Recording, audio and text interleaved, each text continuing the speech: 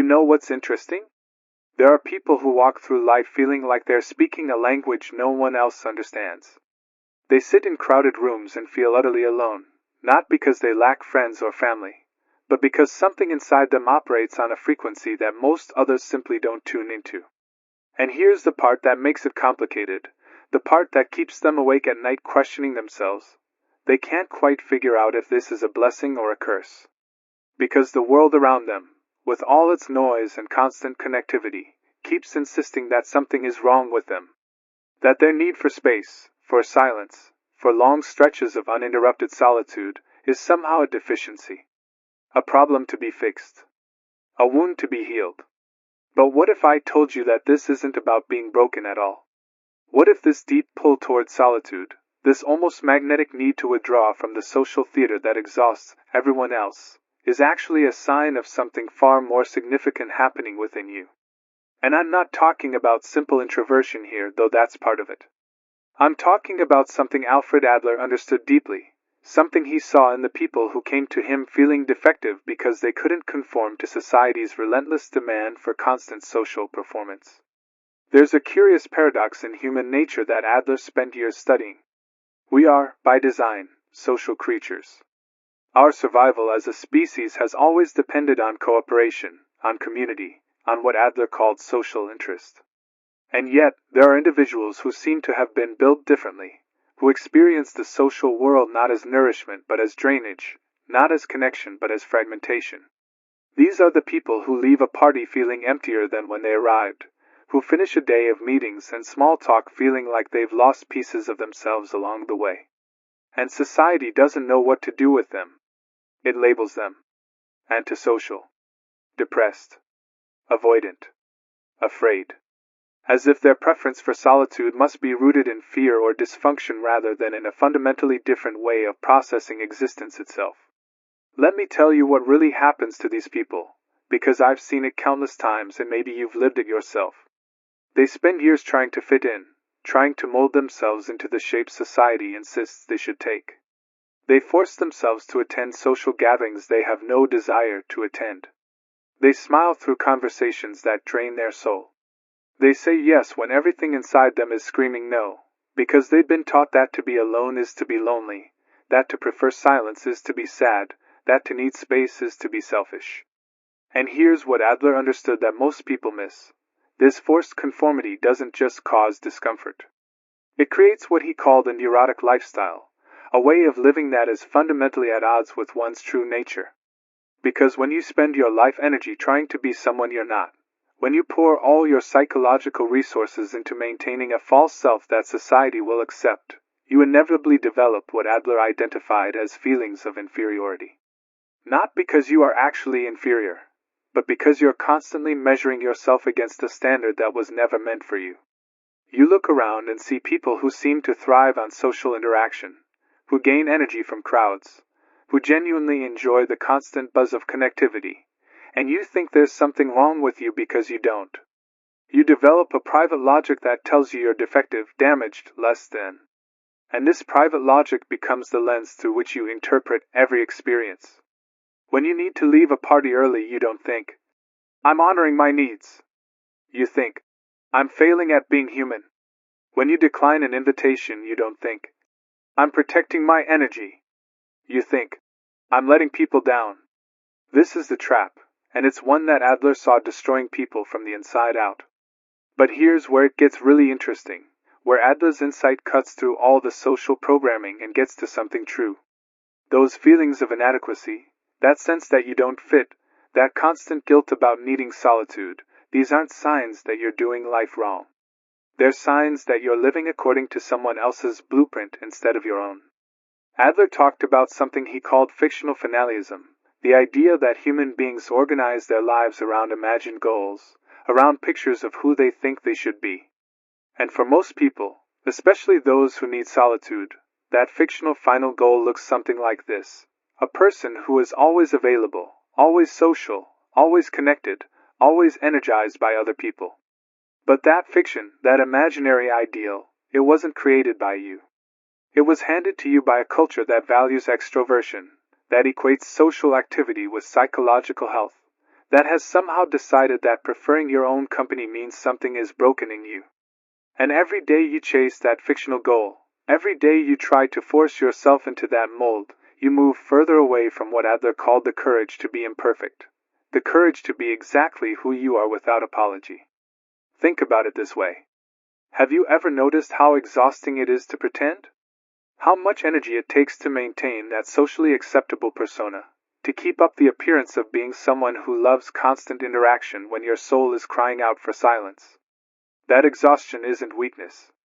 It's your psyche telling you that you're working against your nature, that you're spending your life force trying to be someone you were never meant to be. And now I want to ask you a question, and I need you to be completely honest with me, because this answer is just for you. How many times have you had to invent excuses not to attend a social gathering? How many times have you felt that penetrating guilt because you simply cannot bring yourself to be around people when your soul is screaming for silence? Let me tell you something that maybe no one has ever told you. That feeling you have, that deep need to be alone that makes you feel guilty, flawed, different, it's not wrong. You are not the one who is broken. It's the world that doesn't understand that there are people who recharge their energy in silence, not in noise. And I know you've tried to explain it 1,000 times. To your partner who doesn't understand why you need your space. To your parents who think something bad happened to you. To your friends who think you're rejecting them. But words never seem to reach, do they? Because how do you explain something so intimate, so essential, to people who have never felt it? So I want to ask you something. If what I'm saying resonates deep within your being, if you feel seen for the first time in a long time, go down to the comments right now and simply write this. I feel it too. Just those 4 words. I feel it too. Because when you write that, when you put those words down there, you are not only helping me understand that this content is reaching those who need it. You are creating a meeting point for all those people who, like you, have been feeling alone in this experience. Imagine for a second that someone else, someone who is going through the exact same thing as you right now, reads your comment tomorrow, or next week, and feels that deep relief of knowing they are not alone. That their way of being is not a sickness.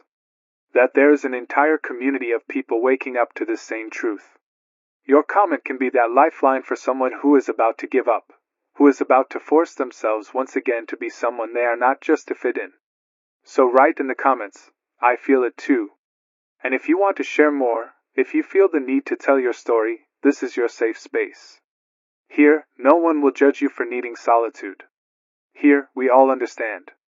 Now let's go deeper into what Adler really understood about this. Because it's not just about introversion or personality type. It's about life tasks and how different people are equipped to handle them differently. Adler identified 3 fundamental life tasks that every human being must navigate: work, love, and community. And here's what most people don't realize. These tasks don't look the same for everyone. For some people, community means being surrounded by dozens of friends, attending every social event, being constantly connected. But for others, community means something entirely different. It means deep, meaningful connections with a small handful of people. It means contributing to the collective good through their work, through their art, through their ideas, even if they do so from a place of relative solitude. The mistake society makes, the mistake that causes so much unnecessary suffering, is assuming that there's only one valid way to fulfill these life tasks. That there's only one legitimate way to be social, to connect, to contribute. And when you don't fit that mold, when your way of engaging with the world looks different, you're made to feel like you're failing at being human. But Adler would say you're not failing. You're simply fulfilling your life tasks according to your unique lifestyle, your unique configuration of goals and values and ways of being in the world. The problem isn't you. The problem is a social structure that lacks the imagination to see that there are multiple valid ways of living a meaningful life. Let me give you an example of how this plays out. I once knew someone who worked in a creative field, someone whose work required deep concentration, long periods of solitary focus, sustained immersion in complex problems. This person would spend days alone in their studio, completely absorbed in their craft, emerging only when necessary for the practical demands of life. And you know what happened? Their family worried. Their friends felt neglected. Their partner felt abandoned. Everyone around them interpreted their need for solitude as rejection, as depression, as something broken that needed fixing. But here's what none of them understood. This person wasn't withdrawing from life. They were engaging with it at a depth that required solitude. Their work, which eventually touched thousands of people, which contributed something meaningful to the world, could only happen in that space of sustained, uninterrupted focus. Their social interest, their connection to the larger community, expressed itself not through constant social availability, but through the gift of their creative work. This is what Adler meant when he talked about different paths to the same destination. This person was fulfilling the life task of community, of contribution, but they were doing it in a way that required protecting their solitude rather than filling their calendar with social obligations. And yet, they spent years feeling guilty, feeling defective, feeling like they were doing life wrong, because their way didn't match the template society had handed them. This is the tragedy that Adler saw over and over in his practice. Not people who were actually failing at life, but people who were succeeding at life in unconventional ways and being punished for it. And here's where we need to talk about something that might make you uncomfortable, something that Adler understood but that cuts against everything our culture teaches us. The truth is, not everyone is meant for the same level of social engagement. Not everyone is meant to have dozens of friends, to attend every gathering, to be constantly available to others. And this isn't a moral failing. It's not selfishness. It's not fear. It's a recognition that different people have different capacities, different needs, different ways their energy works. Think of it like this. Some people are like solar panels. They absorb energy from external sources, from sunlight, from interaction with others. Being around people charges them up. But others are like deep wells. Their energy comes from internal sources, from the quiet spaces within themselves, from solitude and reflection. And when they're forced to operate like solar panels when they're actually wells, they run dry. They deplete. They suffer. Not because there's anything wrong with them, but because they're being forced to function in a way that goes against their fundamental nature. Adler would call this a mistaken lifestyle, a misunderstanding of one's true path. And the solution isn't to force yourself to become a solar panel when you're a well. The solution is to honor what you actually are and build a life that works with your nature rather than against it. But that takes courage. It takes what Adler called the courage to be imperfect, which really means the courage to be different, to deviate from the norm, to say no to society's expectations and yes to your own truth. Now here's the part that might surprise you, the part that shifts everything. When Adler talked about feelings of inferiority, he wasn't saying these feelings are always bad or pathological. He understood that feelings of inferiority can actually be a powerful motivating force, a drive toward growth and development. The problem isn't the feeling itself. The problem is when you try to compensate for it in unhealthy ways, when you develop what he called an inferiority complex or a superiority complex. So let's apply this to solitude. Many people who need solitude have developed an inferiority complex around it. They feel less than because they're not as social as others. They see their need for alone time as a deficiency. And in response, they might overcompensate. They might force themselves into social situations they hate, trying to prove they're not antisocial. They might beat themselves up with harsh self-criticism, thinking that if they just try harder, they can become more like everyone else. This is the inferiority complex in action, and it's exhausting and ultimately futile because it's based on a false premise. The false premise is that needing solitude makes you inferior. But there's another trap on the other side, and it's just as destructive. Some people flip into what Adler called a superiority complex. They decide that because they need solitude, they're somehow more evolved than others. They look down on social people as shallow or superficial. They develop an attitude of contemptuous isolation, convincing themselves that they're too deep, too intelligent, too sensitive for the ordinary world of social interaction. And this is just as much a distortion as the inferiority complex, just another way of avoiding the real issue. The real issue, the thing Adler kept pointing to, is that you need to find your authentic lifestyle, your genuine way of being in the world that honors both your need for solitude and your responsibility to contribute to the larger community. Because here's what people forget. Adler believed deeply in social interest, in the fundamental human need to contribute to the welfare of others. He saw this as the mark of psychological health, the ability to think beyond yourself and consider the collective good. And some people mistakenly think that needing solitude contradicts this, that if you're not constantly socially engaged, you can't have genuine social interest. But that's a profound misunderstanding. Social interest isn't about how many parties you attend or how many friends you have or how much time you spend in direct social interaction. Social interest is about your fundamental orientation toward others, your willingness to contribute, your sense of being part of something larger than yourself. And you can have deep social interest while also protecting your need for solitude. In fact, for some people, their greatest contribution to others comes precisely because they honor their need for time alone. The writer who needs solitude to create works that touch millions. The scientist who needs isolated focus to make discoveries that benefit humanity.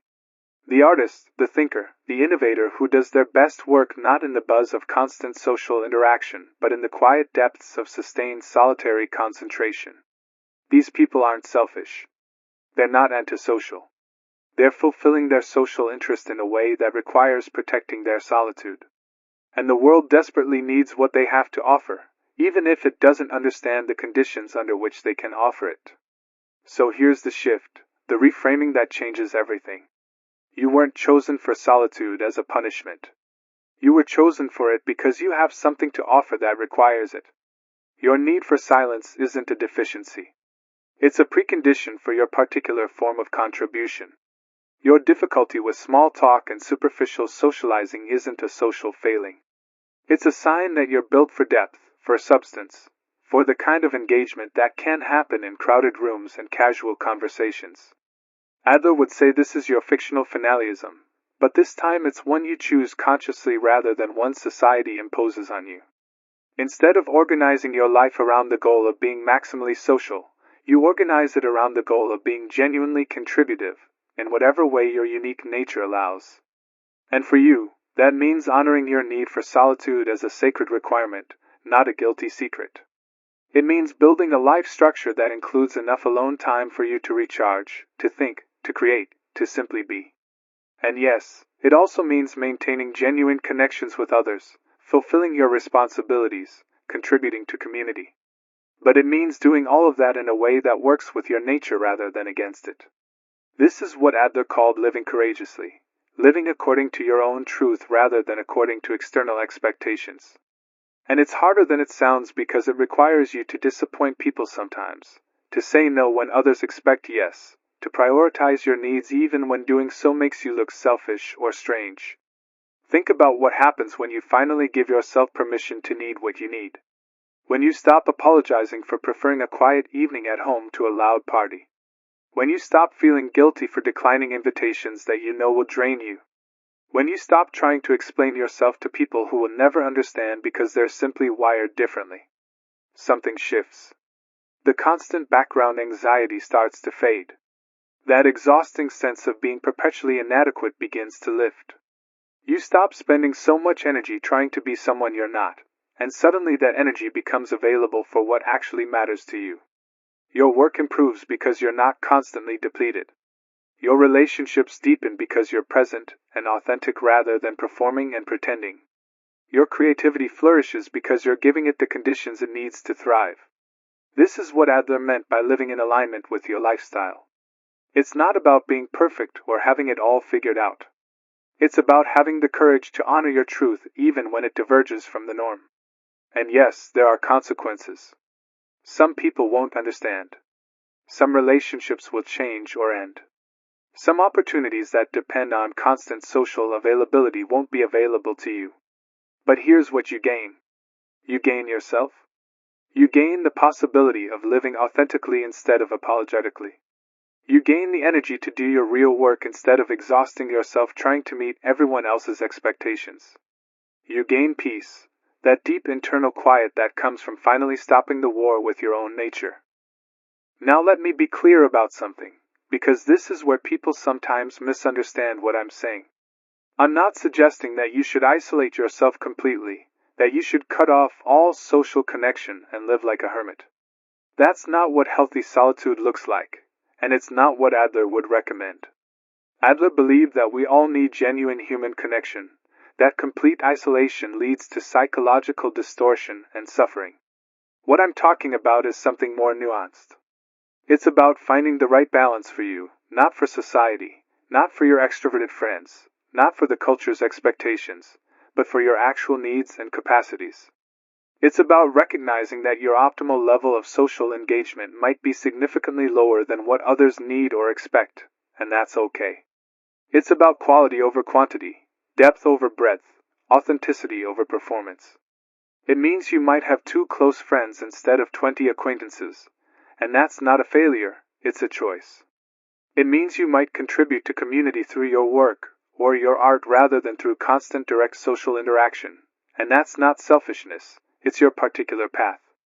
It means you might need 3 days of solitude to recover from 1 day of intense social engagement, and that's not weakness, it's just how your energy works. The key is knowing yourself well enough to understand what you actually need, and then having the courage to structure your life around those needs rather than around what you think you should need. And here's something else Adler understood that's crucial. He recognized that much of our psychological suffering comes not from external circumstances, but from the meaning we assign to those circumstances. It's not your need for solitude that causes suffering. It's the meaning you've attached to it, the story you tell yourself about what it means. If your story is that needing solitude makes you defective, broken, less than, then yes, you'll suffer. Every time you need time alone, you'll experience it as evidence of your inadequacy. Every invitation you decline will feel like a failure. Every moment of preference for your own company will seem like proof that something is wrong with you. But what if you change the story? What if you decided that your need for solitude is actually a sign of depth, of sensitivity, of a rich inner life that requires space to unfold? What if you interpreted your difficulty with superficial socializing not as a social deficit, but as an inability to waste your precious life energy on things that don't matter? What if you saw your preference for meaningful one-on-one conversation over crowded parties not as antisocial behavior, but as a commitment to authentic connection? The circumstances don't change. You still need solitude. You're still not wired for constant social engagement. But the meaning changes, and with it, your entire experience. This is what Adler meant by the creative power of the self, the ability to interpret your experiences in ways that either empower or diminish you. And you have more control over this than you think. You can choose to see yourself through society's lens, which will tell you you're deficient. Or you can choose to see yourself through a lens of acceptance and understanding, which recognizes that different people have different needs and all of them are valid. Let me tell you what I've observed in people who finally make peace with their need for solitude. Something remarkable happens. They stop apologizing. Not in an arrogant or dismissive way, but in a quiet, firm way. They simply stop explaining, stop justifying, stop trying to convince others that their needs are legitimate. They just live according to those needs and let others think what they will.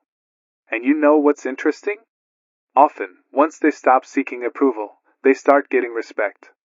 Not from everyone, certainly. Some people will never understand. But from the people who matter, from the people who are capable of recognizing different ways of being human, they get a kind of respect that all their explaining and apologizing never earned them. Because there's something inherently powerful about a person who knows what they need and honors it without apology. It signals self-knowledge, self-respect, authenticity. And these qualities, even when they look different from what society expects, command a certain recognition. But more important than external respect is internal peace. These people stop feeling like they're constantly failing at life. They stop waking up with that low-level anxiety about all the social obligations they're not meeting.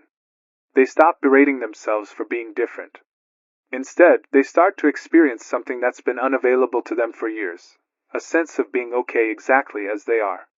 Not perfect. Not without challenges. But fundamentally okay. And from that place of okayness, of self-acceptance, they're actually able to engage more genuinely with others when they do choose to engage. Because they're not performing anymore. They're not trying to prove they're normal or convince anyone that they're not antisocial. They're just being themselves. and they're available for real connection when they have the energy and inclination for it. This is what Adler called mental health, not the absence of struggle or the perfect conformity to social norms, but the ability to meet life's challenges with courage and creativity, to fulfill your life tasks in a way that's authentic to you, to contribute to others while also honoring your own needs. And here's what that looks like for someone who needs solitude. It means you have work that engages you, work that feels meaningful, work that allows you to contribute your gifts to the world, even if you do much of that work alone. It means you have love, intimate connections with people who understand you, relationships that honor your need for space instead of punishing you for it. And it means you have community, a sense of belonging to something larger than yourself, even if your way of participating in that community looks different from the norm. You fulfill all three of Adler's life tasks, but you do it in your own way, according to your own nature. And the relief of finally doing that, of finally stopping the exhausting attempt to be someone you're not, that relief is profound. It feels like coming home to yourself after a lifetime of exile. It feels like finally being allowed to breathe after years of holding your breath. It feels like permission to exist as you actually are rather than as you think you should be. So let me ask you something. What would your life look like if you fully accepted your need for solitude? Not as a flaw to be managed or a deficit to be overcome, but as a fundamental aspect of who you are? What would change if you stopped feeling guilty about it, stopped apologizing for it, stopped trying to explain it to people who will never understand? What if you just lived according to your truth and trusted that the right people, the right opportunities, the right life would organize itself around that truth? I know it's scary. I know it feels risky to stop trying to be what everyone expects. Because there's a part of you that's afraid that if you stop pretending, if you stop forcing yourself, you'll end up completely alone, completely disconnected, completely lost. But here's what I've seen happen. When people finally honor their need for solitude, when they build their lives around their actual needs rather than around what they think they should need, they don't end up more isolated. They end up more connected. Because the connections they maintain are real. They're based on truth rather than performance, on genuine compatibility rather than forced conformity. They attract people who understand them rather than people who want to change them. And yes, the circle might be smaller. The social calendar might be emptier. But the quality of connection, the depth of relationship, the sense of being truly known and accepted, that increases exponentially. This is the paradox. By honoring your need for solitude, by protecting it fiercely, you actually become more available for genuine connection. Because you're not depleted. You're not resentful. You're not performing. You're just you, in all your introverted, solitude-loving, depth-seeking glory. Look, if you've made it this far, if you've stayed with me through this entire reflection, it's because something in you recognizes this truth. Because you too have felt that pressure of having to explain why you need to be alone, why social gatherings exhaust you, why you prefer a silent evening to a crowded party. And I want you to know something important. You are not alone in this. There are thousands of people like you, waking up to this same reality, feeling this same tension between what the world expects of them and what their soul truly needs. This channel exists precisely for you. For that person who has felt misunderstood, judged, pressured to be more social, more available, more like everyone else. Here we explore those uncomfortable truths that no one else dares to say out loud. Here we validate your experience and show you that your need for solitude is not a disease to be cured but a sign that you are touching something deeper. Every week I upload content specifically designed for people like you, who are navigating this awakening without a map, without a community that understands them. We talk about deep psychology, about living authentically in a world that constantly asks you to be different. So if this resonates with you, if you feel that someone is finally putting into words what you've been feeling for years, subscribe to the channel. Not for me, but for you. Because you deserve to have a space where your way of being is not just accepted but celebrated. Like this video if it helped you feel less alone in your experience. Because every like helps me get this content to more people who desperately need it, who are looking for exactly these answers right now. And if you want to go deeper, hit the notification bell so you don't miss any of these reflections. Because believe me, what's coming is even more revealing. I'll see you in the next video, and in the meantime, honor your need for solitude. It's not selfishness. It's spiritual survival.